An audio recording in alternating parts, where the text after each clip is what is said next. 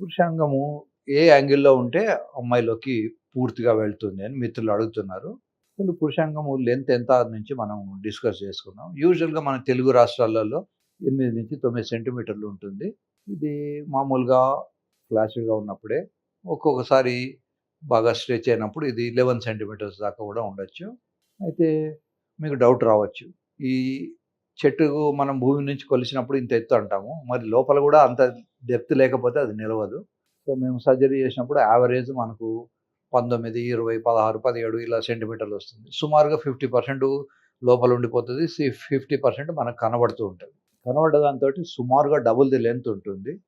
ఈ length A యాంగిల్‌లో అంటే ఆ పర్టిక్యులర్ కపుల్‌కు ఉన్న శరీర అవయవాల సౌష్ఠవాన్ని బట్టి వాళ్ళ వాళ్ళ పొజిషన్స్ వాళ్ళు డిసైడ్ చేసుకోవాలి. ఫర్ ఎగ్జాంపుల్ మనకు డాగీ పొజిషన్‌లో చాలా గొప్పగా ఉంటుందని ఊదరగొట్టొచ్చు జనాలు.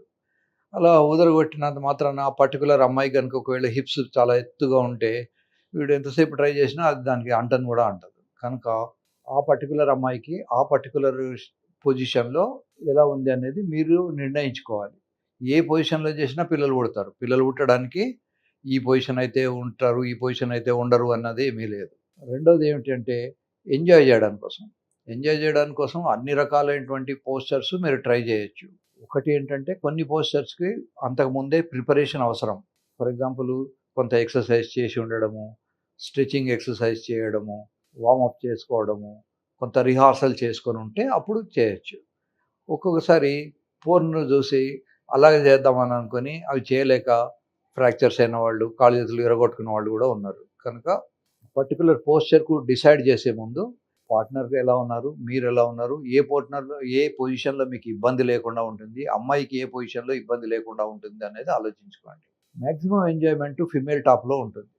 దీన్నే కౌగర్ల్ పొజిషన్ అంటారు. కౌగర్ల్ అంటే ఈ ఆవులను కాచేవాళ్ళు అమ్మాయిలు ఒక్కొక్కసారి ఎద్దుల మీద, ఆవుల మీద పడుకొని వాటిని కాస్తూ ఉంటారు. సో, అలాగే అబ్బాయి కింద పడుకొని ఉంటాడు. అబ్బాయి పైన పడుకుంటుంది. That is cowgirl position. Reverse cowgirl position అని ఒకటుంటుంది. అబ్బాయి కింద పడుకొని ఉంటాడు. అప్పుడు అమ్మాయి ఫేస్ కనపడదు. అమ్మాయి బ్యాక్ కనబడుతుంది. అమ్మాయి వాడి మీద కూర్చున్నప్పుడు అబ్బాయి కాళ్ళ వైపు చూస్తూ ఉంటుంది. ఈ రివర్స్ కౌగర్‌లో ఒక్కొక్కసారి ఫినైల్ ఫ్రాక్చర్స్ అయ్యే అవకాశం ఉంటుంది. అది తప్ప మిగతా ఏ పోస్చర్ చేసినా మీకు సేఫే. చేసే ముందు మీరు బాగా ప్రాక్టీస్ చేయండి. సడెన్‌గా ఒకటే రోజు ఆ పొజిషన్ రావట్లేదని ఒకవేళ దాన్నే ఎక్స్‌ప్లోర్ చేద్దాం అనుకోని పంతంలో ఉండకండి. నిదానంగా ఆ పర్టిక్యులర్ పోస్చర్ వచ్చేంత వరకు మీరు రిహార్సల్స్ చేసుకొని పర్టిక్యులర్ పోస్చర్‌లో కూడా చేయొచ్చు.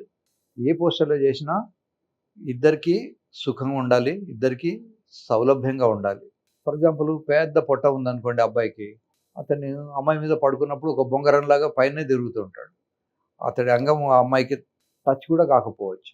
అటువంటప్పుడు ఏం చేయాలంటే స్పెషల్ పొజిషన్స్ ఉంటాయి. ఇప్పుడు ఇట్లాంటి టేబుల్ మీద కొంచెం హైట్ రైజ్ చేసుకొని అబ్బాయి హైట్‌కి ఎంత సరిపోతదో అంత స్పెషల్ టేబుల్ చేయించి అమ్మాయి పడుకొని ఉండాలి. అబ్బాయి నిల్చొని ఉంటాడు. అప్పుడు వాళ్ళు శృంగారం చేయడానికి వీలవుతుంటుంది. ఇలా డిఫరెంట్ పొజిషన్స్ ఎవరి శరీరాన్ని, ధర్మాన్ని బట్టి వాళ్ళకి ఉంటుంది. నేను బాంబేలో పనిచేసినప్పుడు మా గురువుగారు స్పెషల్‌గా జనాలకి కొన్ని బెల్ట్స్ ఉన్న మంచాలని అడ్వైజ్ చేసేవాడు. సో, ఒక్కొక్కళ్ళు 130 కేజీ, 140 కేజీ, అబ్బాయి 140, 130, అమ్మాయి కూడా 130, 140 అలా ఉండేది. సో, వాళ్ళకు శృంగారం చేయడంలో చాలా ఇబ్బందులొచ్చేవి. దానికోసమని వారు కొన్ని స్పెషల్ డిజైనింగ్ మంచాలు అవి తయారు చేసి ఇచ్చేవాళ్ళు. అలా ఎవరి అవసరాలను బట్టి వాళ్ళు దాన్ని మార్చుకోవాలి. There is no general rule. తర్వాత మీ అందరికీ ఒక చిన్న రిక్వెస్ట్ ఏంటంటే నాకు ఫోను చేసి, "సార్ ఈ టాబ్లెట్ వేసుకోవచ్చా?" అని నన్ను అడగకండి. నేను రూడు అని అనుకోకండి. ఎందుకంటే ప్రతి టాబ్లెట్‌కు గూడా ఒక డోస్ ఉంటుంది. మీ శరీరం సైజ్ ఎంత ఉంది? మీకు బరువు ఎంతున్నారు? మీ అంగం ఎంత పొడవుగా ఉంది? ఏ టాబ్లెట్ ఇస్తే బాగుంటుంది? మీ అవసరాలేంటి? మీరు వైఫ్‌తో సెక్స్ చేయదలుచుకున్నారా? గర్ల్ ఫ్రెండ్ తోటా? ఆ అమ్మాయి మీకు ఏ టైం ఇస్తుంది? ఇటువంటి చాలా విషయాలు ఆలోచించి మీ బీపీ ఎంత? షుగర్ ఎంతున్నది?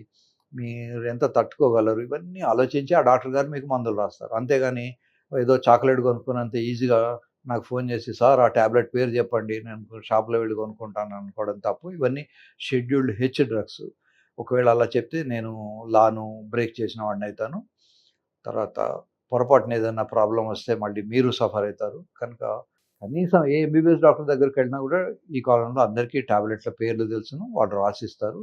బై చాన్స్ వారిచ్చిన టాబ్లెట్స్ వల్ల మీకు ఇబ్బంది కలిగి, మీకు అనుకున్న రిజల్ట్ రాకపోతే నా దగ్గరికి రండి. లేదా వారు నాకు తెలియదు అంటే వారితోటే నాకు ఫోన్ చేయించండి. ఆ డాక్టర్ గారికే నేను చెప్తాను ఫలానా టాబ్లెట్ వాడండి అని. సో, ఇప్పుడు మనం పోస్చర్స్ గురించి మాట్లాడుతున్నాం గదా! పోస్చర్స్ కన్నా ముందు స్ట్రెచింగ్ ఎక్సర్‌సైజెస్ అవసరం. కొంత వార్మప్ అవసరం. బాగా హెవీగా తిన్న తర్వాత పర్టిక్యులర్ పోస్చర్స్‌కి ట్రై చేయకండి. కొంచెం ఎంప్టీ స్టమక్‌లోనో కొద్ది రోజులు ఎర్లీ మార్నింగో అట్లాంటి స్ట్రెచింగ్ ఎక్సర్‌సైజ్ చేసి ఆ పర్టిక్యులర్ పోస్చర్‌కు ట్రై చేసి చూడండి. ఒకవేళ రాకపోతే డిసప్పాయింట్ కాకండి. ఏ పోస్చర్‌లో చేసినా తృప్తిగానే ఉంటుంది. 'లైలా కో దేఖనే కే లియే మజ్ను కా ఆంఖో హోనా' అంటారు. సో, మీరెప్పుడైనా యూట్యూబ్‌లో 'ఫోటో ఆఫ్ లైలా' అని టైప్ చేస్తే మీకొక అందవికారంగా ఉన్నటువంటి ఒక ఫోటో కనబడుతది. కానీ ఆ లైలా గురించి మజ్ను కొన్ని పుస్తకాలు రాసాడు. సో, ప్రతి అమ్మాయి భగవంతుడి సృష్టిలో అందరూ అందంగానే ఉంటారు. అందరూ అన్ని పువ్వులు అందంగానే ఉంటాయి. అన్ని కూరగాయలు అందంగానే ఉంటాయి. కనుక ఇప్పుడు గుమ్మడికాయకి డిమాండ్ ఉంటుంది. పొట్లకాయకు డిమాండ్ ఉంటుంది. ఆఖరికి ముళ్ళ చెట్టుకు పనికిరాదనుకున్న ముళ్ళ చెట్టు కూడా డిమాండ్ ఉంటుంది. కనుక దేన్ని ఏది వేస్ట్ కాదు.